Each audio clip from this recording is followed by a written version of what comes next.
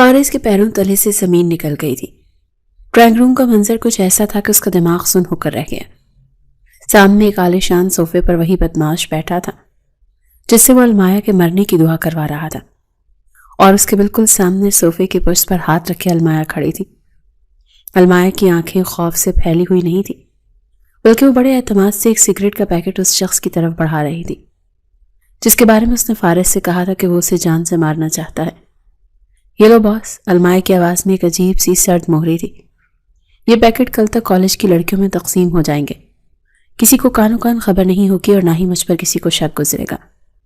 اس شخص نے پیکٹ تھام لیا اور ایک مکروہ مسکراہٹ کے ساتھ بولا، گڈ جاب المایا، مجھے تم پر پورا بھروسہ ہے، بس تم اپنا کام خاموشی سے کرتی رہو، تمہارے حصے کے پیسے تمہارے اکاؤنٹ میں ٹرانسفر ہو جائیں گے۔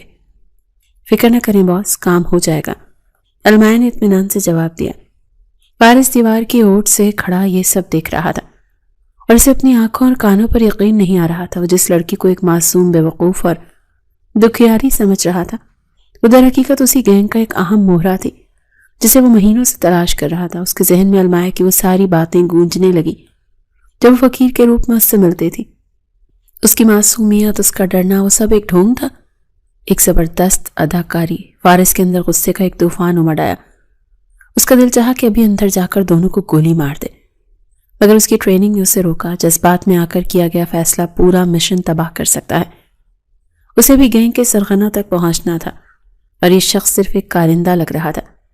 فارس نے بمشکل خود پر قابو پایا اور دبے پاؤں وہاں سے واپس نکل آیا۔ اگلی صبح کالج کا ماحول حسب معمول تھا، لیکن فارس کے اندر ایک جنگ چل رہی تھی۔ وہ فقیر کے روپ میں وہیں بیٹھا تھا، لیکن آج اس کی آنکھوں میں وہ رحم نہیں تھا جو پہلے المایا کے لیے ابھرنے لگا تھا۔ وہ تہیہ کر چکا تھا کہ اب وہ اس لڑکی کو نہیں چھوڑے گا۔ المایا کالج کے گیٹ کی طرف بڑھ رہی تھی کہ اچانک اس کی نظر فارس پر پڑی۔ وہ ایک لمحے کے لیے ٹھٹک کر رکی۔ کل پولیس کے چھاپے اور فقیر کو لے کر جانے کی خبر اسے مل چکی تھی۔ وہ حیرانی سے فارس کے پاس آئی اور طنزی انداز میں بولی، اوے فقیر کے بچے، میں نے تو سنا تھا کہ کل تجھے اور تیرے ساتھیوں کو پولیس اٹھا کر لے گئی تھی، تو واپس کیسے آ گیا؟ بھاگ آئے ہو کیا؟ فارس نے سر اٹھا کر اسے دیکھا۔ اس کی نگاہوں میں ایسی اجنبیت اور گہرائی تھی کہ المایا ایک پل کو سہم گئی۔ مجھے چھوڑ بی بی، فارس نے سرد لہجے میں کہا، یہ بتا تجھے میری اتنی فکر کیوں ہو رہی ہے؟ تو کہہ رہی تھی کہ میں مر جاؤں تو تجھے سکون ملے۔ المایا نے بات کو ہنسی میں اڑانے کی کوشش کی۔ ارے نہیں بابا، مجھے تو اپنی جان کا صدقہ دینا تھا، اسی لیے پوچھ رہی تھی، سوچا اگر تم زندہ ہو تو صدقہ تمہارے ہی کشکول میں ڈال دوں۔ فارس نے اس کی آنکھوں میں جھانکا۔ اسے اب صاف اندازہ ہو رہا تھا کہ المایا، اس کی ہر بات کے پیچھے ایک مقصد ہوتا ہے۔ وہ اس کی گہری نظر رکھے ہوئے تھی اور شاید اسے فارس پر شک بھی تھا کہ یہ عام فقیر نہیں ہے، صدقہ دینا ہے تو دے دے۔ فارس نے کشکول آگے کیا، شاید یہ صدقہ تمہارے گناہوں کا بوجھ کچھ کم کر دے۔ المایا کو اس کے لہجے کی تلخی عجیب لگی، مگر وہ اسے فارس کی طبیعت سمجھ کر نظر انداز کر گئی اور کاندھے اچکاتی ہوئی آگے بڑھ گئی۔ بڑی عجیب باتیں کرتے ہو آج کل، خیر زندہ رہو، وہ کہہ کر کالج کے اندر چلی گئی۔ فارس اسے جاتے ہوئے دیکھتا رہا، اس کی مٹھی بھیج گئی۔ تمہاری معصومیت کا نقاب اب اتر چکا ہے المایا، فارس نے زیر لب کہا۔ اب کھیل تم نہیں میں کھیلوں گا، اور یہ کھیل اب بہت خطرناک ہونے والا ہے۔ فارس نے فیصلہ کر لیا تھا کہ اب وہ المایا کا سایہ بن کر رہے گا۔ اسے تب تک چین نہیں آئے گا جب تک وہ اسے پورے نیٹ ورک کو بے نقاب نہ کر دے، اور اس کی کنجی اب صرف المایا کے پاس تھی۔ اس مقصد کے لیے فارس نے فیصلہ کیا کہ وہ المایا کا سایہ بن کر رہے گا۔ اسے دن رات اس کی نگرانی کرنی تھی تاکہ معلوم ہو سکے کہ وہ کالج کے علاوہ اور کہاں کہاں جاتی ہے اور کس کس سے ملتی ہے۔ ایک روز دوپہر کے وقت المایا کالج سے جلدی نکل آئی۔ فارس جو کہ کالج کے باہر موجود تھا فوراً چوکنا ہو گیا۔ المایا نے ایک رکشہ روکا اور اس میں بیٹھ کر روانہ ہو گئی۔ فارس نے بھی فوراً اپنی حکمت عملی بدلی، چونکہ وہ فقیر کے روپ میں اس کا پیچھا نہیں کر سکتا تھا اور نہ ہی ہر وقت اصل روپ میں اس کے سامنے آ سکتا تھا، اس لیے اس نے بھیس بدلنے کا فیصلہ کیا۔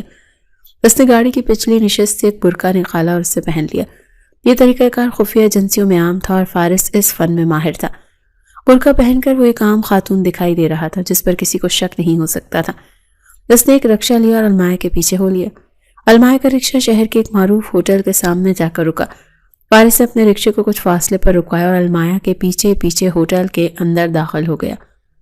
المایا سیدھا استقبالیہ پر رکے بغیر لفٹ کی طرف بڑھی اور دوسری منزل پر چلی گئی۔ فارس نے احتیاط سے سیڑھیوں کا راستہ اختیار کیا تاکہ وہ لفٹ کے باہر اس کا انتظار کر سکے۔ جب وہ اوپر پہنچا تو اس نے دیکھا کہ المایا کوریڈور کے آخر میں موجود کمرہ نمبر 17 کا دروازہ کھٹکھٹا رہی ہے۔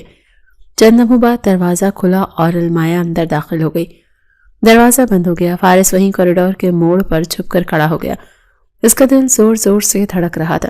ہوٹل کا کمرہ، ایک جوان لڑکی اور خفیہ ملاقات، یہ سب اشارے فارس کے شک کو یقین میں بدل رہے تھے کہ المایا کسی بہت ہی غلط راستے پر چل نکلی ہے۔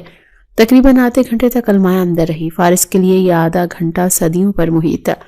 وہ سوچ رہا تھا کہ اندر کیا ہو رہا ہوگا، کیا وہ کسی مواد کی ڈیل کر رہی ہوگی یا پھر کوئی اور غیر اخلاقی کام۔ اچانک دروازہ کھلا اور المایا باہر نکلی۔ فارس نے دیکھا کہ اس کے چہرے پر ایک بڑی مطمئن اور پرسکون مسکراہٹ تھی۔ وہ ایسے خوش تھی جیسے کوئی بہت بڑا مارکا سر کر آئی ہو۔ اس کی مسکراہٹ فارس کے تن بدن میں آگ لگا گئی۔ کتنی ڈھٹائی سے مسکرا رہی ہے، فارس نے غصے سے سوچا۔ ضرور اپنے کالے دھندے کے پیسے لے کر خوش ہو رہی ہے۔ المایا لفٹ میں بیٹھ کر نیچے چلی گئی۔ فارس اس کے پیچھے جانے کے بجائے سیدھا اس کمرے کی طرف گیا، مگر پھر رک گیا۔ وہ بھی اندر نہیں جا سکتا تھا۔ وہ واپس نیچے آیا اور استقبالیہ کاؤنٹر پر پہنچ گیا۔ اب اس نے برقع اتار دیا تھا اور اپنے اصل روپ میں تھا۔ اس نے اپنا کارڈ نکال کر ریسپشنسٹ کو دکھایا۔ کمرہ نمبر 17 میں کون قیام پذیر ہے؟ فارس نے روبدار لہجے میں پوچھا۔ ریسپشنسٹ نے کارڈ دیکھ کر گھبراہٹ میں رجسٹر چیک کیا۔ سر، وہاں ایک صاحب ٹھہرے ہوئے ہیں جو بیرون ملک سے آئے ہیں۔ وہ یہاں کیا کرنے آئے ہیں اور ان سے ملنے کون کون آیا ہے؟ فارس نے سوال داغا۔ سر، وہ ایک بہت بڑے بزنس مین ہیں اور سنا ہے کہ وہ یہاں کوئی بہت بڑی بزنس ڈیل کرنے آئے ہیں۔ ابھی جو خاتون گئی ہیں شاید وہ اسی ڈیل کے سلسلے میں آئی تھی، کیونکہ ان کی میٹنگ پہلے سے طے تھی۔ ریسپشنسٹ نے جتنا معلومات تھا بتا دیا تھا۔ فارس سوچ میں پڑ گیا۔ Business deal? المایا جیسی طالب علم کا کسی غیر ملکی بزنس مین کے ساتھ کیا کام؟ فارس کا ماتھا ٹھنکا۔ اسے لگا معاملہ صرف کسی مواد تک محدود نہیں، بلکہ یہ گروہ شاید پیسوں کی ہیر پھیر یا کسی انٹرنیشنل ریکٹ کا حصہ ہے۔ المایا ضرور ان کے لیے کوئی پیغام رساں یا کیش کیریئر کا کام کرتی ہوگی۔ ٹھیک ہے، اگر وہ چیک آؤٹ کریں تو مجھے اطلاع دینا۔ فارس نے ریسپشنسٹ کو ہدایت کی اور باہر نکل آیا۔ باہر آ کر اس نے دیکھا تو المایا جا چکی تھی۔ فارس گہری سوچ میں گم گاڑی میں بیٹھ گیا۔ وہ سمجھ نہیں پا رہا تھا کہ یہ لڑکی آخر کر کیا رہی ہے۔ اس کے ہر قدم کے ساتھ راز گہرا ہوتا جا رہا تھا، مگر فارس بھی ہار ماننے والا نہیں تھا۔ وہ جان چکا تھا کہ اگلی بار اسے المایا کو رنگے ہاتھوں پکڑنا ہوگا، تبھی دودھ کا دودھ اور پانی کا پانی ہوگا۔ رات کا اندھیرا گہرا ہو چکا تھا اور شہر کے نائٹ کلب کی روشنیاں آنکھوں کو خیرہ کر رہی تھی۔ فارس اپنی گاڑی میں بیٹھا کلب کے داخلی راستے پر نظریں جمائے ہوئے تھا۔ آج اسے پکی اطلاع تھی کہ المایا یہاں کسی بڑی ڈیل کے لیے آنے والی ہے۔ اس کا شک درست ثابت ہوا جب المایا کی گاڑی وہاں کر رکی اور وہ ایک بھاری بیگ کاندھے پر لٹکائے اندر داخل ہوئی۔ فارس بھی فوراً گاڑی سے نکلا اور بھیس بدل کر اس کے پیچھے اندر چلا گیا۔ کلب کے اندر موجود موسیقی کا شور اور دھوئیں کے بادل تھے۔ فارس نے ہجوم کی آڑ لیتے ہوئے دیکھا کہ المایا کونے میں کھڑے شخص کے پاس گئی۔ اس نے ادھر ادھر دیکھا اور پھر بڑی احتیاط سے پیسوں سے بھرا ہوا وہ بیگ اس شخص کے حوالے کر دیا۔ بدلے میں اس شخص نے اسے سفید پاؤڈر سے بھرے چند چھوٹے پیکٹ تھمائے جو المایا نے تیزی سے اپنے پرس میں چھپا لیے۔ فارس کے لیے اب کسی مزید ثبوت کی گنجائش نہیں بچی تھی۔ وہ اپنی آنکھوں سے اسے منشیات کے لین دین کرتے دیکھ چکا تھا۔ غصے کی شدت سے اس کی رگیں تن گئی تھی۔ المایا کام نمٹا کر اطمینان سے باہر نکلی۔ وہ پارکنگ میں اپنی گاڑی کی طرف آ رہی تھی کہ اچانک اندھیرے سے ایک سایہ نمودار ہوا اور اس کا راستہ روک لیا۔ المایا چونکی اور رک گئی۔ جب اس نے سامنے کھڑے شخص کو پہچانا تو اس کے چہرے پر خوف کے بجائے بیزاری اور غصہ امڈ آیا۔ وہ ہیلو، تم بدماش پھر میرے پیچھے آ گئے؟ المایا نے اسے وہیں غنڈہ سمجھ کر حقارت سے کہا جو اسے پارک میں ملا تھا۔ تمہارا مسئلہ کیا ہے بھائی؟ کیوں میرے پیچھے ہاتھ دھو کر پڑ گئے ہو؟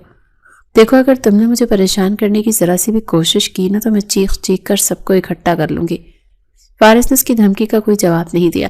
اس کی آنکھوں میں ایک سرد اور بے رحم چمک تھی۔ اس نے اپنی 2 انگلیوں کے درمیان ایک باریک سی پن دبا رکھی تھی جس کی نوک پر ایک انتہائی طاقتور بے ہوش کرنے والی دوا لگی تھی۔ ہٹو میرے راستے سے۔ المایا نے اسے بازو سے دھکا دے کر گزرنے کی کوشش کی۔ بس یہی وہ لمحہ تھا جب کا فارس کو انتظار تھا۔ جیسے ہی المایا نے ہاتھ بڑھایا، فارس نے بجلی کی سی تیزی سے اس کا بازو تھاما اور وہ پن اس کی کلائی میں چبھو دی۔ المایا کے منہ سے ایک ہلکی سی چیخ نکلی۔ یہ کیا کیا تم نے؟ اسے ایسا محسوس ہوا جیسے کسی نے اسے چیونٹی کاٹی ہو، لیکن اگلے ہی سیکنڈ اس کا دماغ چکرانے لگا۔ اس کی آنکھوں کے آگے اندھیرا چھانے لگا اور ٹانگوں میں جان نہیں رہی۔ تم نے؟ وہ لڑکھڑائی اور سیدھا فارس کے سینے پہ آ گری۔ اس کے ہاتھ سے پرس چھوٹ کر زمین پر گر گیا۔ فارس نے متعدی سے اس کا سنبھالا اور اس کا گرا ہوا پرس اٹھا لیا جس میں منشیات کے پیکٹ تھے۔ آس پاس کوئی نہیں تھا جو اس منظر کو دیکھتا۔ फारिस ने अलमाया को नीम बेहोशी की हालत में सहारा देकर अपनी गाड़ी की पिछली नशिस्त पर लिटाया और ड्राइविंग सीट संभाल ली। तकरीबन 1 घंटे बाद अलमाया की आंख खुली। उसके सर में शदीद भारीपन था। उसने उठने की कोशिश की तो उसे एहसास हुआ कि वो हरकत नहीं कर सकती। उसने खौफजदा होकर अपनी तरफ देखा। वो एक अजनबी फ्लैट में मौजूद थी और एक कुर्सी के साथ उसके हाथ और पांव रस्सियों से मजबूती से बांधे गए थे। ये क्या है? उसका दिल खौफ से उछलकर हलक में आ गया। कोई है? खोलो मुझे। सामने सोफे पर हल्की सी जुम्बिश हुई। अलमाया ने नजरें उठाई तो देखा कि फारिस टांग पर टांग रखे बड़े ही इत्मीनान से सिगरेट पी रहा था। कमरे में धुआं फैला हुआ था और फारिस का चेहरा उस धुएं में इंतहाई पुरस्रार और खतरनाक लग रहा था। अलमाया उसे देखकर मजीद तैश में आ गई। तुम मुझे यहाँ क्यों कैद किया है तुमने? तुम जानते नहीं मैं कौन हूँ। खोलो मुझे वरना मेरा भाई तुम्हें जिंदा नहीं छोड़ेगा। फारिस ने एक लंबा कश लिया और धुआं फिजा में बिखेरते हुए आहिस्ता से मुस्कुराया। तुम्हारा भाई या तुम्हारा बॉस? फारिस ने तंजिया लहजे में सवाल किया। अलमाया एक पल को सहम गई लेकिन फिर दोबारा चीखी। बकवास बंद करो अपनी। तुम एक अगवाकार हो, एक मुजरिम हो। मुझे जाने दो। फारिस अपनी जगह से उठा और आहिस्ता आहिस्ता चलता हुआ अलमाया के करीब आया। उसकी नजरें अलमाया के चेहरे पर जमी थी। मैं तुम्हें क्यों जाने दूं अलमाया? फारिस ने उसके चेहरे के करीब झुककर सरगोशी की। मुझे तो तुमसे मोहब्बत हो गई है। अब तो तुम यहीं रहोगी मेरी नजरों के सामने। वो जानबूझकर अलमाया को नफसियाती तौर पर दबाव में ला रहा था ताकि वो टूट जाए। पागल हो गए हो तुम? अलमाया ने कुर्सी समेत पीछे हटने की कोशिश की। दूर रहो मुझसे, खबरदार जो मुझे हाथ लगाया। फारिस ने उसकी कुर्सी के बाजुओं पर हाथ रखे और उसे वहीं जकड़ लिया। उसका चेहरा अलमाया के चेहरे से सिर्फ चंद इंच के फासले पर था। अगर तुम चाहती हो कि मैं तुमसे दूर रहूं और तुम्हें कुछ ना कहूं तो मुझे बस एक सवाल का सच सच जवाब दो। फारिस की आवाज अब अचानक संजीदा और सख्त हो गई। बताओ, तुम किसके लिए काम करती हो? कौन है तुम्हारे गैंग का बॉस? ये सुनना था कि अलमाया के आसान खता हो गए। उसकी आंखें हैरत और सदमे से फैल गईं। जिस शख्स को वो एक आवारा, बदमाश या आशिक समझ रही थी वो तो उसके राज जानता था। फारिस ने जग से पानी का ठंडा भरा ग्लास और पूरी कुव्वत से अलमाया के चेहरे पर दे मारा। अलमाया जो कुर्सी पर बंधी हुई थी और नशे और थकन के बायस उसकी गर्दन ढलक रही थी, पानी के ठंडे थपेड़े से बुरी तरह से हड़बड़ा कर उठी। उसका सांस उखड़ गया और वो खांसते हुए अपना चेहरा झटकने लगी। पानी उसके बालों से टपक कर उसके कपड़ों को भिगो रहा था। क्या कर रहे हो? अलमाया ने चीख कर कहा। क्यों? अजाब में डाला हुआ है मुझे। सोने दो मुझे। फारिस ने जगह एक तरफ रखा और झुककर अलमाया की आंखों में आंखें डाली। उसका चेहरा स्पाट था मगर आंखों में तफ्तीश की सख्ती थी। मैं तुम्हें तब तक सोने नहीं दूंगा जब तक तुम मुझे सच नहीं बता देती। फारिस की आवाज में काट थी। बहुत डरामे कर लिए हैं तुमने। मासूमियत के अब असल रूप में आओ और बताओ। मैंने कहा ना मुझे कुछ नहीं पता। अलमाया रुहासी हो गई। तुम मुझे जान से भी मार डालो तब भी मैं तुम्हें कुछ नहीं बताऊंगी। जो करना है कर लो। फारिस ने उसकी जिद पर दांत पीसे। उसने एक झटके से अलमाया का जबड़ा अपने मजबूत हाथों में जकड़ लिया और उसका चेहरा ऊपर उठाया। तुम्हारी वफादारी तुम्हारे किसी काम नहीं आएगी अलमाया, फारिस ने गुर्रा कर कहा। जिस घर में तुम कल रात नशे के सिगरेट लेने और पैसे देने गई थी ना, मैं वहां जा चुका हूँ। वो जगह अब खाली है। तुम्हारे वो साथी तुम इस्तेमाल करके वहां से फरार हो चुके हैं। अब सिर्फ तुम यहाँ फंसी हो और मैं। अलमाया की आंखों में एक लम्हे के लिए हैरत उभरी, मगर फिर वही जमूद तारी हो गया। अगर वो चले गए हैं तो मुझे भी जाने दो। मेरा उनसे कोई वास्ता नहीं। झूठ मत बोलो। फारिस ने उसका जबड़ा मजीद सख्ती से दबाया। तुम्हारी रग रग से वाकिफ हो चुका हूं मैं। मुझे उस शख्स का नाम चाहिए जिसके कहने पर तुम ये सब करती हो। मुझे उस बॉस का नाम बताओ जो कॉलेज की लड़कियों की जिंदगियां बर्बाद कर रहा है। बोलो वरना मैं भूल जाऊंगा कि तुम एक लड़की हो। अलमाया की आंखों से आंसू बहने लगे, मगर उसके लब सिले रहे। मार तो मुझे फारिस, जान ले लो मेरी, मगर मैं जबान नहीं खोल सकती। तो फारिस ने झटके से उसका मुंह छोड़ा और पीछे हट गया। वो उस लड़की की हठधर्मी पर हैरान भी था और परेशान भी। उसने जितनी सख्ती से वो कर सकता था कर ली थी, मगर अलमाया के मुंह से एक लफ्ज नहीं निकला था। फारिस की परेशानी की एक और बड़ी वजह वो फोन कॉल थी जैसे कुछ देर पहले मौसूल हुई थी। कॉलेज के बाहर से जिस नौजवान को उसने गिरफ्तार करवाया था और जिससे उसे बहुत उम्मीदें थी वो नेटवर्क का भांडा फोड़ देगा, उसने हवालात में ही खुदकुशी कर ली थी। पुलिस को उसकी लाश मिली थी और तफ्तीश वहीं दम तोड़ गई थी। अब फारिस के हाथ से वो अहम सिरा निकल चुका था और अब उसे पूरे केस की गुत्थी सुलझाने के लिए उसके पास सिर्फ एक ही मोहरा बचा था और वो अलमाया थी। अगर ये लड़की जबान खोल देती तो मामला काफी हद तक हल हो जाता اور وہ اصل مجرموں تک پہنچ سکتا، لیکن المایا تو جیسے پتھر کی ہو چکی تھی۔ اگلے 24 گھنٹے فارس کے لیے اعصاب شکن ثابت ہوئے۔ اس نے ہر حربہ آزما کر دیکھ لیا، اس نے المایا کو دھمکیاں دی، اس کا کھانا پینا بند کر دیا، اسے ذہنی دباؤ میں لایا، مگر المایا ٹس سے مس نہ ہوئی۔ وہ بھوک اور پیاس سے نڈھال ہو چکی تھی، اس کا رنگ زرد پڑ گیا تھا اور ہونٹ سوکھ گئے تھے، مگر جب بھی فارس اس سے سوال کرتا وہ خاموش رہتی یا بس یہی کہتی کہ وہ کچھ نہیں جانتی۔ فارس اس کے سامنے کرسی ڈال کر بیٹھ گیا، وہ تھک چکا تھا۔ تم آخر کس کو بچا رہی ہو؟ فارس نے قدرے نرمی مگر سنجیدگی سے پوچھا۔ وہ لوگ قاتل ہیں المایا، انہوں نے تمہارے جیسے کتنے ہی نوجوانوں کو برباد کیا، تم کیوں ان کا ساتھ دے رہی ہو؟ کیا مجبوری ہے تمہاری؟ المایا نے کمزور نظروں سے اسے دیکھا اور سر جھکا لیا۔ تم نہیں سمجھو گے، بس مجھے مار دو، اس طرح جینے سے بہتر ہے میں مر جاؤں۔ فارس نے گہرا سانس لیا اور اٹھ کر کھڑا ہوا۔ اسے اندازہ ہو گیا تھا یہ لڑکی ایسے نہیں مانے گی۔ ٹارچر اور سختی اس پر اثر نہیں کر رہی تھی، کیونکہ اس کے اندر کا خوف یا مجبوری اس کی جسمانی تکلیف سے زیادہ بڑی تھی۔ فارس کو اب اپنا طریقہ کار بدلنا تھا، اسے اس کی کمزوری ڈھونڈنی تھی، وہ دکھتی رگ جس پر ہاتھ رکھتے ہی وہ سب کو چگل دے۔ فارس کے پاس اب وقت بہت کم تھا اور المایا کی خاموشی اس کے صبر کا امتحان لے رہی تھی۔ جب تشدد اور دھمکیوں سے بات نہیں بنی تو فارس نے دوسرا راستہ اختیار کرنے کا فیصلہ کیا۔ وہ جانتا تھا کہ ہر مجرم کی کوئی نہ کوئی کمزوری ہوتی ہے، کوئی ایسا شخص یا رشتہ جس کے لیے وہ سب کچھ کر گزرتا ہے، اور المایا جیسی لڑکی جو بظاہر ڈری ہوئی لگتی تھی ضرور کسی مجبوری کے تحت اس دلدل میں اتری تھی۔ فارس المایا کو وہیں فلیٹ میں بند چھوڑ کر سیدھا اس پتے پر پہنچا جہاں المایا رہتی تھی۔ یہ وہی گھر تھا جہاں اس نے المایا کو اس رات ڈراپ کیا تھا اور جہاں اس کا سامنا شہریار نامی پولیس انسپیکٹر سے ہوا تھا۔ فارس کے ذہن میں یہی تھا کہ وہ اس کا سگا بھائی ہے اور شاید وہ بھی اس دھندے میں ملوث ہو سکتا ہے۔ فارس نے دروازہ کھٹکھٹایا تو تھوڑی دیر کے بعد ایک ادھیڑ عمر خاتون نے دروازہ کھولا۔ فارس نے اپنا کارڈ دکھاتے ہوئے المایا کے بارے میں پوچھ گچھ شروع کی۔ المایا بی بی تو یہاں اوپر والے پورشن میں رہتی ہے، خاتون نے سادگی سے بتایا، مگر وہ 2 دن سے گھر نہیں آئی۔ ہم تو سمجھے شاید کالج کی طرف سے کسی ٹرپ پر گئی ہیں۔ خیریت تو ہے صاحب؟ فارس نے حیرت سے پوچھا۔ کیا وہ آپ کی بیٹی نہیں ہے؟ اور وہ انسپیکٹر شہریار؟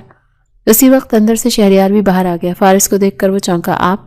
شہریار نے سوالیہ نظروں سے دیکھا تو فارس نے اسے سائڈ پر لے جا کر سخت لہجے میں پوچھا۔ انسپیکٹر صاحب، میں گھما پھرا کر بات نہیں کروں گا۔ المایا اس وقت میری تحویل میں ہے اور ایک بہت بڑے کیس میں ملوث ہے۔ مجھے سچ سچ بتائیں کہ آپ کا اور اس کا کیا رشتہ ہے؟ کیا آپ بھی اس کے کام میں شامل ہیں؟ شہریار کے چہرے پر ہوائیاں اڑ گئیں۔ کیا کہہ رہے ہیں آپ؟ المایا اور کرائم؟ یہ ناممکن ہے، وہ تو ایک شریف اور معصوم بچی ہے۔ رشتہ کیا ہے آپ کا؟ فارس نے دوبارہ پوچھا۔ کوئی خونی رشتہ نہیں، شہریار نے صفائی پیش کی۔ وہ ایک یتیم لڑکی ہے، اس کے ماں باپ فوت ہو چکے ہیں، وہ ہمارے گھر کے اوپر والے حصے میں کرائے پر رہتی ہے۔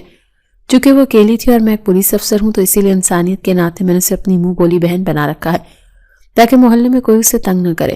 وہ مجھے بھائی کہتی ہے اور ہم اس کا خیال رکھتے ہیں۔ مجھے تو یہی پتا ہے کہ وہ کالج میں پڑھتی ہے اور پارٹ ٹائم جاب کرتی ہے۔ فارس کو شدید جھٹکا لگا۔ المایا نے اپنی شناخت اور فیملی کے بارے میں بھی جھوٹ بولا تھا۔ وہ امیر ذاتی نہیں بلکہ ایک یتیم اور بے سہارا لڑکی تھی۔ اس کی وہ تمام اکڑ اور نخرے صرف ایک خول تھے تاکہ کوئی اس کی حقیقت تک نہ پہنچ سکے۔ مجھے اس کے کمرے کی تلاشی لینی ہے، فارس نے حتمی لہجے میں کہا۔ شہریار نے پہلے تو ہچکچاہٹ دکھائی مگر فارس کے عہدے اور معاملے کی سنگینی کو دیکھتے ہوئے اسے اوپر لے گیا۔ المایا کا کمرہ انتہائی سادہ تھا، وہاں کوئی ایسی چیز نہیں تھی جو اس کے امیر ہونے کا ثبوت دیتی۔ دیواروں پر سیلن تھی اور فرنیچر پرانا۔ فارس نے المایا کی الماری اور درازیں چھان ماری مگر اسے کوئی منشیات یا پیسوں کا ریکارڈ نہیں ملا۔ آخر کار اس کی نظر سائڈ ٹیبل پر رکھے ایک پرانے سے بوٹے ہوئے پر پڑی۔ فارس نے اسے کھولا، اس میں کچھ ریزگاری اور ایک تصویر رکھی تھی۔ فارس نے وہ تصویر نکالی اور روشنی میں کر کے دیکھی۔ یہ المایا کی تصویر تھی اور اس کے ساتھ ایک 14-15 سال کا لڑکا کھڑا تھا۔ دونوں بہت خوش لگ رہے تھے مگر لڑکے کی رنگت پیلی تھی اور وہ انتہائی کمزور لگ رہا تھا۔ اس کی آنکھوں کے گرد گہرے حلقے تھے جو کسی بیماری کی نشاندہی کر رہے تھے۔ تصویر کی پشت پر لرزتے ہاتھوں سے لکھا تھا، میری زندگی میرا بھائی۔ فارس کی آنکھوں میں ایک چمک ابھری، اسے وہ سرا مل گیا تھا جس کی اسے تلاش تھی۔ یہ لڑکا کون ہے؟ فارس نے تصویر شہریار کو دکھائی۔ شہریار نے غور سے دیکھا اور بولا، یہ اس کا چھوٹا بھائی ہے۔ میں نے اسے کبھی دیکھا تو نہیں مگر المایا اکثر اس کا ذکر کرتی تھی۔ وہ بتاتی تھی وہ ہاسٹل میں پڑھتا ہے، اسی لیے وہ اتنی محنت کرتی ہے تاکہ اس کی فیس دے سکے۔ فارس سمجھ گیا کہ المایا کی مجبوری کوئی شوق یا لالچ نہیں بلکہ یہ لڑکا تھا۔ شکریہ انسپیکٹر، آپ نے میری بہت مدد کی۔ فارس نے وہ تصویر اپنی جیب میں ڈالی اور تیزی سے باہر نکل گیا۔ گاڑی میں بیٹھتے ہی فارس نے تصویر کو دوبارہ دیکھا۔ لڑکی کی حالت بتا رہی تھی کہ وہ صرف طالب علم نہیں بلکہ بیمار ہے۔ فارس نے گاڑی سٹارٹ کی۔ المایا بی بی، اب تمہاری زبان کھلے گی۔ فارس نے خود کلامی کی، تمہاری کمزوری اب میرے ہاتھ میں ہے۔ فارس جانتا تھا کہ اگر وہ اس لڑکے تک پہنچ گیا تو المایا ٹوٹ جائے گی۔ وہ سیدھا اپنے ہیڈ کوارٹر کی طرف روانہ نہیں ہوا، بلکہ اس نے شہر کے اسپتالوں اور ہاسپٹلوں کا ڈیٹا چیک کرنے کا فیصلہ کیا۔ تصویر میں نظر آنے والا لڑکا ہی وہ چابی تھی جو اس پورے گینگ کا تالا کھول سکتی تھی۔ فارس کے ہونٹوں پر ایک فاتحانہ مسکراہٹ تھی۔ جب وہ اپنی گاڑی پارک کر کے فلیٹ کی سیڑھیاں چڑھ رہا تھا تو اس کے ہاتھ میں وہ تصویر تھی جس نے المایا کے کمرے سے حاصل کی تھی۔ اسے یقین تھا کہ اب کھیل ختم ہو چکا ہے۔ المایا چاہے جتنی بھی سخت جان کیوں نہ ہو، اپنے بھائی کی خاطر وہ ضرور ٹوٹے گی اور گینگ کے سارے راز اگل دے گی۔ فارس نے چابی گھما کر دروازہ کھولا اور سیدھا اس کے کمرے کی طرف بڑھا جہاں وہ المایا کو قید کر کے گیا تھا۔ المایا بیبی، اب تمہارے پاس پہنچنے کا کوئی راستہ نہیں ہے، فارس بولتے ہوئے کمرے میں داخل ہوا، مگر اگلے ہی لمحے اس کی آواز حلق میں اٹک گئی اور پیروں تلے سے زمین نکل گئی۔ سامنے کا منظر دیکھ کر اس کے ہوش اڑ گئے۔ کرسی خالی پڑی تھی، رسیاں کٹی ہوئی تھی، زمین پر بکھری تھی اور المایا وہاں موجود نہیں تھی۔ فارس نے بے یقینی سے پورے کمرے کا جائزہ لیا۔ کھڑکی کا شیشہ ٹوٹا ہوا تھا جس سے ظاہر تھا کہ اس نے کانچ کے ٹکڑوں سے رسی کاٹی ہے اور پھر کھڑکی کے راستے فرار ہو گئی۔ فرش پر خون کے چند قطرے بھی تھے جو بتا رہے تھے کہ اس کی کوشش میں وہ خود کو زخمی کر بیٹھی ہے۔ Damn it! فارس نے غصے سے دیوار پر مکہ مارا۔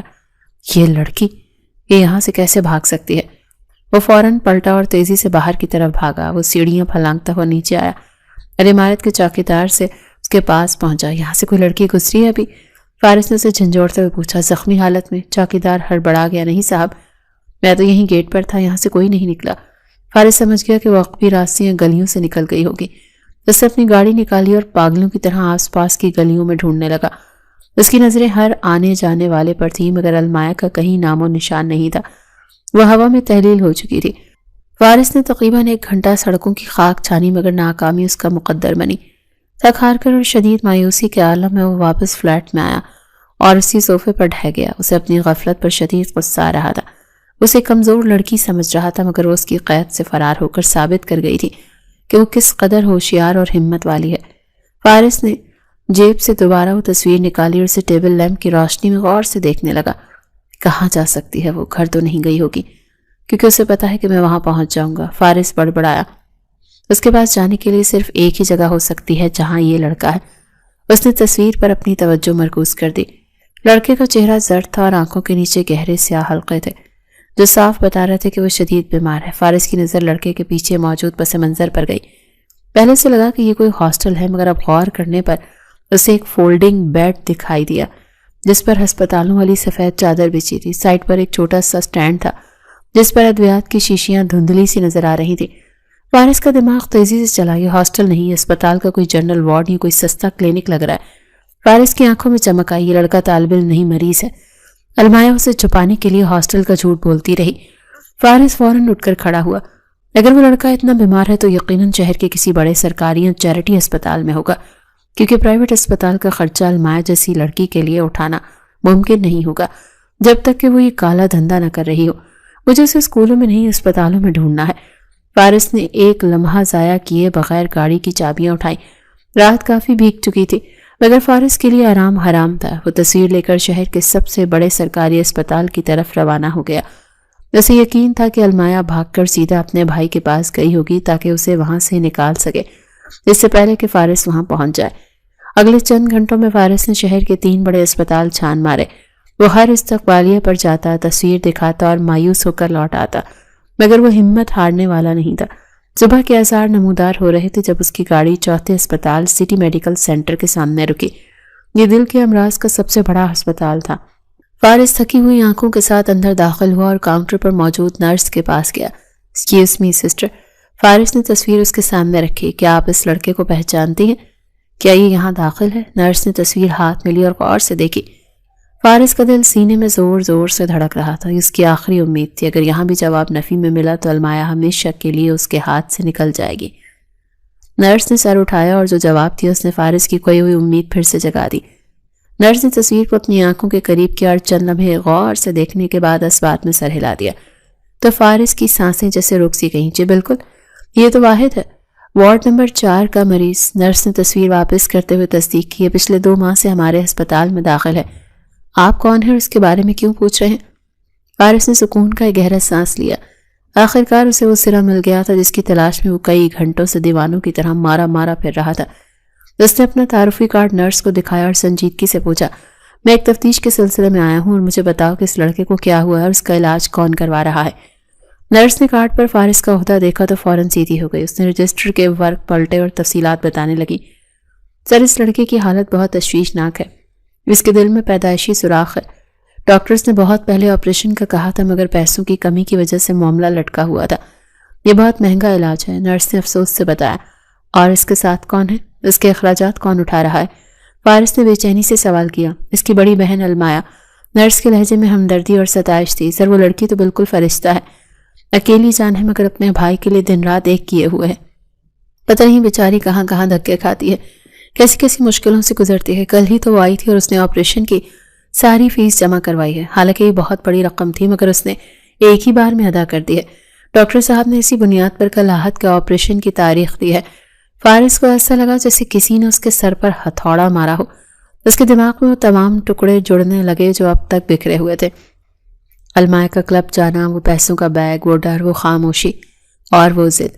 وہ کوئی پیشہ ور مجرم نہیں تھی اور نہ ہی اسے دولت کا لالچ تھا، وہ تو بس ایک مجبور بہن تھی جو اپنے مرتے ہوئے بھائی کی سانسیں بحال رکھنے کے لیے اپنی زندگی داؤ پر لگا رہی تھی۔ فارس کی آنکھوں کے سامنے المایا کا وہ چہرہ گھوم گیا جب وہ کہہ رہی تھی کہ تم مجھے مار ڈالو مگر میں کچھ نہیں بتاؤں گی۔ وہ اپنے بھائی کو بچانے کے لیے ہر قربانی دینے کے لیے تیار تھی، یہاں تک کہ اپنی جان بھی۔ فارس کا سارا غصہ ایک دم جھاگ کی طرح بیٹھ گیا اور اس کی جگہ ایک عجیب سی ندامت اور ہمدردی نے لے لی۔ وہ جسے گنہگار سمجھ رہا تھا وہ حالات کی ماری ہوئی ایک مظلوم لڑکی تھی۔ کیا وہ ابھی یہاں ہے؟ فارس نے دھیمی آواز میں پوچھا۔ نہیں سر، وہ فیس جمع کروا کر اور دوائیاں دے کر چلی گئی، شاید پیسوں کا انتظام کرنے گئی ہو یا پھر کہیں کام پر، مگر وہ پرسوں آپریشن کے وقت ضرور آئے گی۔ وہ اپنے بھائی کو اکیلا نہیں چھوڑتی ہے، نرس نے بتایا۔ فارس نے اس بات میں سر ہلایا۔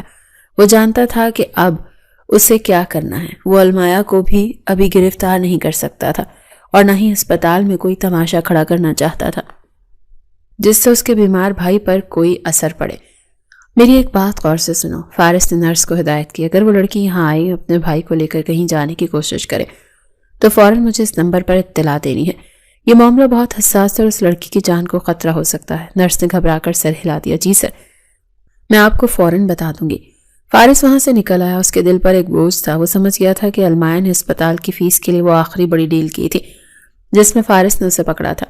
3 دن تک فارس نے بے چینی میں انتظار کیا۔ اس دوران اس نے اپنے ذرائع استعمال کرتے ہوئے المایا کی نگرانی جاری رکھی مگر وہ انڈر گراؤنڈ ہو چکی تھی، شاید فارس کے ڈر سے چھپی ہوئی تھی، لیکن فارس کو یقین تھا کہ اپنے بھائی کے آپریشن والے دن ضرور سامنے آئے گی۔ تیسرے دن دوپہر کے وقت فارس کا فون بجا۔ اسی اسپتال سے کال تھی۔ سر، وہ لڑکی آ گئی ہے۔ نرس کی آواز میں عجلت تھی۔ احد کا آپریشن شروع ہو چکا ہے اور وہ آپریشن تھیٹر کے باہر بیٹھی ہے۔ فارس نے ایک لمحہ ضائع کیے بغیر گاڑی سٹارٹ کی اور انتہائی تیز رفتاری سے اسپتال کا رخ کیا۔ جب وہ اسپتال کی دوسری منزل پر واقع آپریشن تھیٹر کے کوریڈور میں پہنچا تو وہاں سناٹا تھا۔ سامنے بینچ پر ایک لڑکی سر جھکائے بیٹھی تھی۔ اس کے کاندھے لرز رہے تھے اور وہ ہاتھوں میں چہرہ چھپائے رو رہی تھی۔ وہ المایا تھی۔ فارس آہستہ قدموں سے چلتا ہوا اس کے بالکل قریب جا کر رک گیا۔ المایا کو کسی کے آنے کا احساس ہوا تو اس نے ڈرتے ڈرتے سر اٹھایا۔ اس کی آنکھیں سوجی ہوئی تھیں اور چہرہ آنسوؤں سے بھیگا ہوا تھا۔ جیسے ہی اس کی نظر سامنے کھڑے فارس پر پڑی تو اس کے ہوش اڑ گئے۔ اس کے تو وہم و گمان میں بھی نہیں تھا کہ فارس یہاں تک پہنچ جائے گا۔ خوف کی ایک لہر اس کے پورے وجود میں دوڑ گئی۔ وہ ہڑبڑا کر اپنی جگہ سے کھڑی ہو گئی جیسے بھاگنے کا راستہ ڈھونڈ رہی ہو۔ تم یہاں کیسے؟ المایا کی آواز کانپ رہی تھی۔ اس نے مڑ کر آپریشن تھیٹر کے دروازے کو دیکھا جہاں لال بتی چل رہی تھی۔ اس کا بھائی اندر زندگی اور موت کی جنگ لڑ رہا تھا اور باہر اس کی موت کھڑی تھی۔ بیٹھ جاؤ المایا، فارس نے انتہائی نرم اور دھیمے لہجے میں کہا۔ اس کی آواز میں وہ سختی اور غصہ نہیں تھا جو المایا سننے کی عادی تھی۔ المایا اسے پھٹی پھٹی آنکھوں سے دیکھ رہی تھی۔ اسے یقین نہیں آ رہا تھا کہ یہ وہی شخص ہے جس نے اسے کرسی سے باندھ کر ٹارچر کیا تھا۔ میرے بھائی کو کچھ مت کہنا، المایا نے ہاتھ جوڑ دیے۔ خدا کے لیے اسے چھوڑ دو، میرا جو کرنا ہے کر لو، مجھے لے جاؤ، جیل میں ڈال دو، لیکن ابھی نہیں، پلیز ابھی نہیں، جب تک آپریشن نہیں ہو جاتا مجھے یہیں رہنے دو۔ وہ بلک بلک کر رونے لگی تو فارس کا دل اس کی حالت دیکھ کر کٹ کر رہ گیا۔ وہ آگے بڑھا اور اس نے المایا کے جڑے ہوئے ہاتھ تھام لیے۔ میں تمہیں پکڑنے نہیں آیا المایا، فارس نے اس کی آنکھوں میں دیکھتے ہوئے یقین دہانی کروائی۔ میں جانتا ہوں کہ تم یہ سب اپنی مرضی سے نہیں کر رہی تھی، مجھے احد کی بیماری کا پتہ چل گیا۔ المایا حیرت سے ساکت رہ گئی۔ کیا اسے سچ پتہ چل گیا؟ دیکھو المایا، فارس نے نرمی مگر پرعزم لہجے میں کہا، اگر تم سچ بتا دو تو میں وعدہ کرتا ہوں کہ تمہارے اور تمہارے بھائی پر کوئی آنچ نہیں آنے دوں گا۔ میں کوئی عام شہری نہیں ہوں، میرے پاس وہ طاقت ہے جو تمہیں ان درندوں سے بچا سکتی ہے۔ مجھے بتاؤ کون ہیں وہ لوگ؟ المایا نے خوف زدہ نظروں سے اسے ادھر ادھر دیکھا۔ اس کے اندر کا ڈر اتنا گہرا تھا کہ فارس کی یقین دہانی بھی اسے کم لگ رہی تھی۔ وہ نفی میں سر ہلانے لگی۔ نہیں فارس، تم نہیں جانتے۔ اس کی آواز میں لرزش تھی۔ وہ لوگ بہت خطرناک ہیں، ان کے ہاتھ بہت لمبے ہیں، اگر میں نے زبان کھولی تو وہ آہت کو مار دیں گے۔ وہ یہ نہیں دیکھیں گے کہ وہ آپریشن تھیٹر میں ہیں یا گھر پر، وہ اسے جان سے مار دیں گے۔ میں رسک نہیں لے سکتی، تو میں رسک لینے کی ضرورت نہیں ہے، میں تمہاری ڈھال بنوں گا۔ فارس نے اس کے کاندھے تھامے۔ تمہارا بھائی اب میری ذمہ داری ہے، ان لوگوں کا سایہ بھی تم تک نہیں پہنچ سکے گا، لیکن اس کے لیے تمہیں مجھ پر اعتبار کرنا ہوگا۔ ابھی وہ یہ بات کر رہی تھی کہ آپریشن تھیٹر کا دروازہ کھلا اور ڈاکٹر باہر نکلا۔ المایا جھٹکے سے مڑی اور ڈاکٹر کی طرف لپکی۔ ڈاکٹر صاحب، میرا بھائی۔ اس کی سانسیں اٹک گئیں۔ ڈاکٹر نے مسکرا کر ماسک ہٹایا۔ مبارک ہو بی بی، آپریشن کامیاب رہا، آہد اب خطرے سے باہر ہے، بس اسے ہوش آنے میں کچھ وقت لگے گا۔ المایا وہیں زمین پر بیٹھ گئی اور شکرانے کے آنسو بہانے لگی۔ فارس نے آگے بڑھ کر ڈاکٹر سے مصافحہ کیا اور شکریہ ادا کیا۔ جیسے ہی ڈاکٹر وہاں سے گیا، فارس نے المایا کو بازو سے پکڑ کر کھڑا کیا۔ المایا، اب ہمیں یہاں سے نکلنا ہوگا۔ فارس نے سنجیدگی سے کہا، ہسپتال محفوظ جگہ نہیں ہے، وہ لوگ تمہیں ڈھونڈتے ہوئے یہاں بھی پہنچ سکتے ہیں، لیکن آہت، وہ تو ابھی بے ہوش میں بھی نہیں آیا۔ المایا پریشان ہو گئی۔ فکر مت کرو، میں نے ایمبولینس اور پرائیویٹ میڈیکل اسٹاف کا انتظام کر لیا ہے۔ ہم آہت کو میرے ذاتی فلیٹ پر شفٹ کریں گے جو ہر لحاظ سے محفوظ ہے، وہاں میری ٹیم اس کی دیکھ بھال کرے گی۔ فارس نے حتمی فیصلہ سنایا۔ المایا کے پاس انکار کی گنجائش نہیں تھی اور نہ ہی کوئی اور راستہ۔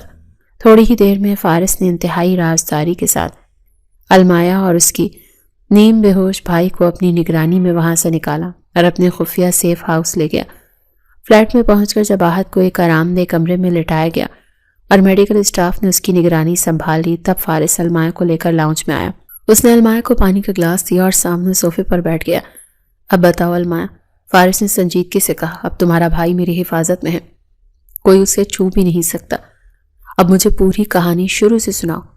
تم جیسی پڑھی لکھی اور خاندانی لگنے والی لڑکی اس دلدل میں کیسے پھنس گئی؟ المایا نے پانی کا گھونٹ بھرا اور خالی نظروں سے سامنے دیوار کو دیکھنے لگی۔ پھر اس نے جو داستان شروع کی اس نے فارس کو ہلا کر رکھ دیا۔ میں کوئی مجرم نہیں ہوں فارس، اس کی آواز دھیمی اور دردناک تھی۔ میرے والدین ایک حادثے میں فوت ہو گئے تھے، پیچھے بس میں اور راحت رہ گئے۔ میں نے ہمت نہیں ہاری، میں نے MBA کیا ہوا ہے۔ میں سمجھتی تھی کہ ڈگری کے زور پر اچھی نوکری مل جائے گی اور میں آہت کا علاج کروا لوں گی۔ وہ رکی، اس کی آنکھوں میں آنسو تیرنے لگے، لیکن سماج نے مجھے جینے نہیں دیا۔ میں نے جہاں بھی انٹرویو کے لیے گئی، مجھے قابلیت کی نہیں بلکہ سمجھوتے کی پیشکش ہوئی۔ آہت کی طبیعت بگڑتی جا رہی تھی اور ڈاکٹرز نے جواب دے دیا تھا کہ اگر فوری آپریشن نہ ہوا تو وہ نہیں بچے گی۔ میرے پاس کھانے کے پیسے نہیں تھے، دوائی کہاں سے لاتی؟ فارس خاموشی سے سنتا رہا، اسے المایا کی مجبوری کا احساس ہو رہا تھا۔ پھر ایک دن ہسپتال میں میری ملاقات سیٹھ نواز سے ہوئی۔ المایا نے وہ نام لیا تو فارس چونکا۔ یہ نام انڈر ورلڈ کا بہت بڑا نام تھا۔ وہ وہاں خیراتی کاموں کا دکھاوا کرنے آیا تھا۔ جیسے میری مجبوری بھانپ لی۔ اس نے کہا کہ وہ میرے بھائی کا سارا خرچہ اٹھائے گا، بس بدلے میں مجھے ایک چھوٹا سا کام کرنا ہوگا۔ کیا کام؟ فارس نے پوچھا۔ اس نے کہا مجھے گرلز کالج میں جا کر لڑکیوں سے دوستی کرنی ہے اور انہیں مفت میں خاص سگریٹ دینے ہیں۔ المایا رو پڑی۔ مجھے نہیں پتا تھا کہ وہ منشیات ہے، مجھے لگا شاید کوئی برانڈ پروموشن ہے، لیکن جب حقیقت پتہ چلی تو میں نے انکار کر دیا۔ سیٹھ نواز نے تب اپنا اصل روپ دکھایا۔ اس نے آہت کی آکسیجن سپلائی بند کرنے کی دھمکی دی۔ میرے سامنے میرا بھائی تڑپ رہا تھا۔ فارس، میں کیا کرتی؟ میں بہن تھی، میں ہار گئی۔ میں نے آہت کی سانسوں کی خاطر ضمیر کا سودا کر لیا۔ فارس نے مٹھی بھینچ لی۔ اسے اپنی انٹیلیجنس پر غصہ آیا کہ وہ اب تک سیٹھ نواز تک کیوں نہیں پہنچ سکا تھا۔ پھر فارس نے پوچھا۔ پھر میں وہی کرتی رہی جو وہ کہتے تھے۔ میں اندر سے مر رہی تھی، مگر آہت کو زندہ رکھنے کے لیے مجھے روز جینا پڑتا تھا۔ المایا نے چہرہ ہاتھوں میں چھپا لیا۔ میں مجرم ہوں فارس، میں گنہگار ہوں۔ فارس اٹھا اور اس کے سر پر ہاتھ رکھا۔ نہیں المایا، تم مجرم نہیں، تم ایک شکار ہو اور اب شکاری کا وقت ختم ہو چکا ہے۔ مجھے بس یہ بتاؤ کہ سیٹھ نواز کے اڈے کہاں کہاں ہیں؟ المایا نے سر اٹھایا۔ اس کی آنکھوں میں اب خوف نہیں بلکہ انتقام کی ایک ہلکی سی جھلک تھی۔ اس نے فارس کو وہ تمام پتے اور خفیہ ٹھکانے بتا دیے جہاں سیٹھ نواز اپنا نیٹ ورک چلا رہا تھا۔ فارس نے ایک ایک لفظ نوٹ کر لیا اور اب اس کے پاس پورا نقشہ موجود تھا۔ فارس نے المایا کی دی ہوئی معلومات کو اچھی طرح ذہن نشین کر لیا تھا۔ اب مزید ایک لمحہ بھی ضائع کرنا گناہ تھا۔ اس نے فوراً اپنے ہیڈ کوارٹر کال ملائی اور اسپیشل ٹاسک فورس کو الرٹ رہنے کا حکم دیا۔ اس کی آواز میں ایسی گرج تھی کہ دوسری طرف موجود آفیسر بھی سمجھ گیا کہ معاملہ کتنا سنگین ہے۔ فارس نے اپنا پستول چیک کیا اور بلٹ پروف جیکٹ پہنی۔ وہ جانے کے لیے تیار تھا جب المایا ڈرتے ڈرتے اس کے پاس آئی۔ کیا تم جا رہے ہو؟ اس کی آواز میں اندیشہ تھا۔ وہ لوگ بہت خطرناک ہیں فارس، کہیں تمہیں کچھ ہو نہ جائے۔ فارس نے ایک اطمینان بخش نگاہ اس پر ڈالی۔ فکر مت کرو المایا، آج کی رات ان درندوں کی آخری رات ہے۔ تم بس دروازہ بند رکھو اور راحت کا خیال رکھو۔ میں وعدہ کرتا ہوں جب میں واپس آؤں گا تو تمہارا خوف ہمیشہ کے لیے ختم ہو چکا ہوگا۔ المایا نے نم آنکھوں سے اسے جاتے ہوئے دیکھا اور دل ہی دل میں اس کی سلامتی کی دعا مانگنے لگی۔ فارس اپنی ٹیم کے ساتھ سیٹھ نواز کے بتائے ہوئے سب سے بڑے اڈے کی طرف روانہ ہوا، جو شہر سے باہر ایک ویران فارم ہاؤس میں قائم تھا۔ پولیس کی بھاری نفری اور کمانڈوز نے خاموشی سے پورے علاقے کو گھیرے میں لے لیا تھا۔ فارس سب سے آگے تھا۔ اس نے ہاتھ کے اشارے سے اپنی ٹیم کو پوزیشن سنبھالنے کا حکم دیا۔ حملہ! فارس نے وائرلیس پر حکم جاری کیا۔ اگلے ہی لمحے فارم ہاؤس کا مرکزی دروازہ زوردار دھماکے سے ٹوٹ گیا۔ فارس اور اس کے کمانڈوز آندھی اور طوفان کی طرح اندر داخل ہو رہے تھے۔ وہاں موجود سیٹھ نواز کے مسلح گارڈ کو سنبھلنے کا موقع ہی نہیں ملا۔ فائرنگ کا تبادلہ شروع ہوا، مگر فارس کی ٹیم کی تیاری مکمل تھی۔ چند ہی منٹوں میں گارڈز یا تو مارے گئے یا ہتھیار ڈالنے پر مجبور ہو گئے۔ فارس تیزی سے اندرونی کمرے کی طرف بڑھا۔ اسے یقین تھا کہ سیٹھ نواز یہیں چھپا ہوگا۔ وہ ایک کمرے کا دروازہ توڑ کر اندر داخل ہوا تو سامنے سیٹھ نواز موجود تھا، جو گھبراہٹ میں نوٹوں سے بھرے بیگ سمیٹ رہا تھا اور پچھلے دروازے سے بھاگنے کی تیاری میں تھا۔ رک جاؤ سیٹھ نواز، فارس کی آواز کمرے میں گونجی۔ اس کا پستول سیدھا سیٹھ کے ماتھے کا نشانہ لیے ہوئے تھا۔ ایک قدم بھی مزید اٹھایا تو بھیجا اڑا دوں گا۔ سیٹھ نواز چھٹک کر رک گیا۔ اس نے مڑ کر فارس کو دیکھا۔ اس کے چہرے پر ہوائیاں اڑ رہی تھیں۔ تم کون ہو؟ سیٹھ نواز نے ہکلاتے ہوئے پوچھا۔ تم جانتے نہیں کہ میں کون ہوں؟ تم پولیس والے میرا کچھ نہیں بگاڑ سکتے۔ میرے تعلقات بہت اوپر تک ہیں۔ منہ مانگی قیمت دوں گا، مجھے جانے دو۔ فارس نے طنزیہ ہنسی اور آہستہ آہستہ چلتا ہوا اس کے قریب آ گیا۔ تمہاری قیمت اب صرف جیل کی سلاخیں ہیں۔ میں کوئی بکاؤ پولیس والا نہیں ہوں، بلکہ تمہاری موت بن کر آیا ہوں۔ سیٹھ نواز نے چالاکی دکھانے کی کوشش کی۔ دیکھو انسپکٹر، تم مجھے ہاتھ نہیں لگا سکتے۔ میرے پاس تمہارے خلاف بہت ثبوت ہیں، اور وہ لڑکی المایا، وہ میری قید میں ہے۔ اگر تم نے مجھے کچھ کیا تو میرے آدمی اسے مار دیں گے۔ فارس کا چہرہ غصے سے سرخ ہو گیا۔ اس نے بندوق کی نال سے ایک زوردار ضرب سیٹھ نواز کے جبڑے پر رسید کی تو سیٹھ نواز درد سے بلبلاتا ہوا زمین پر گر پڑا۔ المایا تمہاری قید میں نہیں، میری حفاظت میں ہے۔ فارس نے گرتے ہوئے سیٹھ کا گریبان پکڑ کر اسے اٹھایا۔ اور جس لڑکی کو تم نے اپنی ڈھال بنایا تھا نا، اسی نے تمہاری بربادی کا راستہ بھی دکھا دیا ہے۔ آج تمہارا کھیل ختم ہو گیا سیٹھ۔ سیٹھ نواز کی آنکھوں میں مایوسی اور شکست کے سائے لہرا گئے۔ اسے یقین نہیں آ رہا تھا کہ وہ المایا، جسے وہ ایک معمولی مہرہ سمجھتا تھا، وہی اس کی سلطنت گرانے کا باعث بنی تھی۔ فارس نے اسے ہتھکڑیاں لگائیں اور گھسیٹتا ہوا باہر لایا۔ باہر پولیس کی گاڑیوں کی نیلی بتیاں جگمگا رہی تھیں۔ سیٹھ نواز اور اس کے پورے گروہ کو گرفتار کر لیا گیا تھا۔ وہاں موجود منشیات کا بھاری ذخیرہ اور کالا دھن برآمد کر لیا گیا تھا۔ یہ انٹیلیجنس کی تاریخ کی ایک بہت بڑی کامیابی تھی۔ فارس نے اپنے سینئر کو رپورٹ دی اور سکھ کا سانس لیا۔ اس کے کاندھوں سے ایک بھاری بوجھ اتر چکا تھا۔ اس نے المایا سے کیا ہوا وعدہ پورا کر دیا تھا۔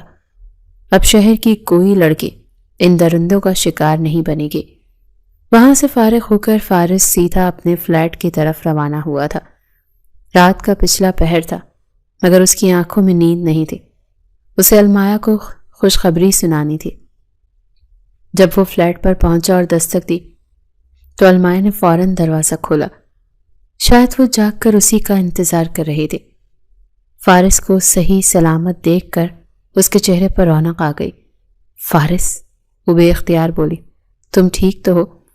فارس نے مسکرا کر سر ہلایا اور اندر آ گیا۔ مبارک ہو المایا، सेठ नवाज और उसका पूरा गैंग पकड़ा गया है। अब तुम्हें या आहत को डरने की कोई ज़रूरत नहीं है। वो नासूर हमेशा के लिए ख़त्म हो चुका है। अलमाया को अपने कानों पर यकीन नहीं आया। वो खुशी और तशक्कुर के जज्बात से मगलूब होकर वहीं घुटनों के बल बैठ गई और रो पड़ी। ये आंसू दुख के नहीं बल्कि आज़ादी के थे।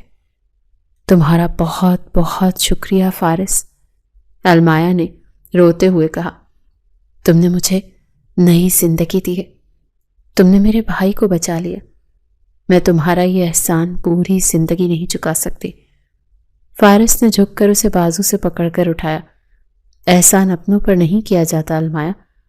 तो अलमाया ने चौंक कर उसे देखा।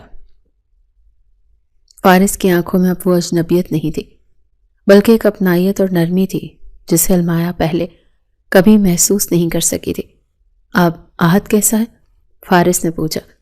वो होश में आ गया है, डॉक्टर कह रहे हैं वो बिल्कुल ठीक है, अलमाया ने मुस्कुराते हुए बताया। तो फिर तैयारी करो, फारिस ने संजीदगी से कहा। तैयारी? कैसी तैयारी? अलमाया हैरान हुई। एक नई जिंदगी की शुरुआत की, फारिस ने कहा। मैंने तुमसे कहा था ना कि अब तुम मेरी जिम्मेदारी हो। मैं तुम्हें इस हाल में अकेला नहीं छोड़ सकता। मैं चाहता हूं कि हम इस ताल्लुक को एक नाम दे दें। तो अलमाया का दिल जोर से धड़का। वो फारिस के इशारे को समझ गई थी। क्या मतलब? उसने धीमी आवाज में पूछा। मतलब ये कि मैं तुमसे शादी करना चाहता हूं अलमाया, फारिस ने साफ लफ्जों में कहा। मैं चाहता हूं कि आहत मेरा भी भाई बने और तुम मेरी शरीक हयात। क्या तुम्हें मंजूर है? अलमाया की आंखों में फिर से आंसू आ गए, मगर इस बार ये आंसू खुशी के थे। उसने शर्माकर अस्बात में सर हिलाया। तो फारिस ने मुस्कुराकर उसे देखा। मिशन मुकम्मल हो चुका था मगर इश्क का सफ़र अभी शुरू हुआ था। अभी एक आखिरी मंजिल बाकी थी जहां उन दोनों को हमेशा के लिए एक होना था। फारिस की शादी के अचानक पैगाम ने अलमाया को सकते में डाल दिया था। खुशी के साथ साथ एक अनजाना खौफ भी उसके दिल में सर उठाने लगा। उसने अपनी नम आंखें उठाकर फारिस को देखा और लरसती हुई आवाज में बोली, फारिस, क्या आप होश में हैं? आप जानते हैं ना कि मेरा माजी क्या है? मैं एक गैंग का हिस्सा रही हूं, चाहे मजबूरी में ही सही, लेकिन कानून और समाज की नज़र में एक मुजरिम हूं। अगर कल को ये बात आपके महकमे को पता चली तो आपकी इज्जत खाक में मिल जाएगी। मैं आपके शान शान नहीं हूं। फारिस ने आगे बढ़कर उसके कांपते हुए हाथों को अपने मजबूत हाथों में थाम लिया और इंतहाई संजीदगी से उसकी आंखों में झांका। अलमाया, मुझे तुम्हारे माजी से कोई गर्ज नहीं है। मैंने अपनी आंखों से देखा है तुमने ये सब क्यों किया। तुमने एक बहन होने का हक अदा किया है। तुमने अपने भाई की जिंदगी बचाने के लिए अपनी जात को दांव पर लगाया है। ये गुनाह नहीं बल्कि अजीम कुर्बानी है। रही बात मेरी इज्जत की, तो मेरी इज्जत तुमसे बढ़कर नहीं है। मैं तुम्हें वो मकाम दूंगा कि दुनिया तुम्हारी इज्जत करेगी। फारिस के पुरखुलूस अल्फाज ने अलमाया के दिल का बोझ हल्का कर दिया। उसने सर झुका लिया और आंसू के दरमियान मुस्कुरा दी। ये मुस्कुराहट रजामंदी की थी। अगले ही लम्हे वो दोनों आहत के कमरे में दाखिल हुए थे। आहत अब होश में आ चुका था और बिस्तर पर लेटा कमजोरी से छत को घूर रहा था। अलमाया को देखते ही उसके मुरझाए हुए चेहरे पर रौनक आ गई। ऑपरेशन कामयाब रहा आहत। अलमाया ने आगे बढ़कर उसका माथा चूमा। अब तुम बिल्कुल ठीक हो जाओगे, आहत ने कमजोर आवाज में पूछा। ये सब कैसे हुआ आपी? इतने पैसे कहाँ से आए और ये भाई कौन है? उसने सवालिया नजरों से फारिस की तरफ देखा। फारिस आहत के बेड के किनारे बैठ गया और उसके सर पर शफकत से हाथ फेरा। मैं तुम्हारा बड़ा भाई हूं आहत, फारिस ने मुस्कुराते हुए कहा। और आज से तुम्हारी और तुम्हारी आपी की सारी जिम्मेदारी मेरी है। तुम्हें अब किसी चीज की फिक्र करने की जरूरत नहीं है। अब तुम सिर्फ अपनी पढ़ाई और सेहत पर ध्यान दोगे। आहत ने अलमाया की तरफ देखा तो अलमाया ने भी शर्माते हुए अस्बात में सर हिला दिया। आहत के चेहरे पर इत्मीनान फैल गया। اسے یقین ہو گیا کہ اس کے برے دن اب ختم ہو چکے ہیں۔ 2 دن بعد ایک سادہ مگر پروقار تقریب منعقد ہوئی۔ فارس نے دکھاوے کے بجائے سادگی کو ترجیح دی تھی۔ نکاح خاں کی آواز فضا میں گونجی تھی، المایا بنت عبداللہ، کیا آپ کو فارس احمد کے ساتھ نکاح قبول ہے؟ المایا نے ایک نظر سامنے بیٹھے فارس کو دیکھا جو سفید شلوار قمیص میں ملبوس تھا۔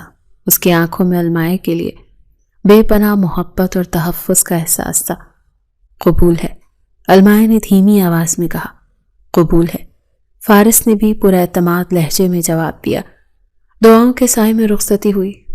فارس المایا اور احد کو اپنے سرکاری گھر لے آیا جو اب ان کا اپنا گھر تھا۔ وقت تیزی سے گزرنے لگا۔ احد کا علاج مکمل ہو چکا تھا اور اب وہ بالکل صحت مند ہو کر دوبارہ کالج جانے لگا تھا۔ المایا نے بھی اپنی ادھوری پڑھائی مکمل کرنے کا ارادہ کر لیا تھا۔ ایک شام فارس اور المایا اپنے گھر کے لان میں بیٹھے چائے پی رہے تھے۔ موسم بہت خوشگوار تھا تو فارس نے شرارت سے مسکراتے ہوئے پوچھا، ویسے بیگم وہ میرے 100 روپے کا ادھار کب واپس کر رہی ہو؟ تو المایا ایک دم چونکی، کون سا ادھار؟ وہی جو تم نے میری موت کی دعا مانگنے کے لیے انعام رکھا تھا۔ تو فارس ہنس دیا، تم نے کہا تھا نا کہ جس دن وہ بدماش مر جائے گا تو مجھے پورے 100 روپے دو گی۔ اب دیکھ لو، وہ بدماش تو مر گیا اور تمہارے سامنے تمہارا شوہر بن کر بیٹھا ہے۔ تو المایا کھل کھلا کر ہنستی، آپ بھی نا فارس، میں نے 500 روپے دے کر ایک شہزادہ مانگا تھا اور اللہ نے مجھے آپ کی صورت میں بادشاہ دے دیا۔ آپ نے میری بکھری ہوئی زندگی سمیٹ دی فارس۔ فارس نے اس کا ہاتھ تھام کر دبا دیا۔ محبت صرف پانے کا نام نہیں بلکہ اپنانے اور نبھانے کا نام ہے۔ ہمارا یہ ساتھ اب آخری سانس تک رہے گا۔ دور کہیں احد کی ہنسی کی آواز آئی۔ عشق کا یہ خفیہ مشن جو کالج کے گیٹ پر ایک فقیر اور طالبہ کی تکرار سے شروع ہوا تھا، اب ایک خوبصورت اور لازوال رشتے میں ڈھل کر پایہ تکمیل کو پہنچ چکا تھا۔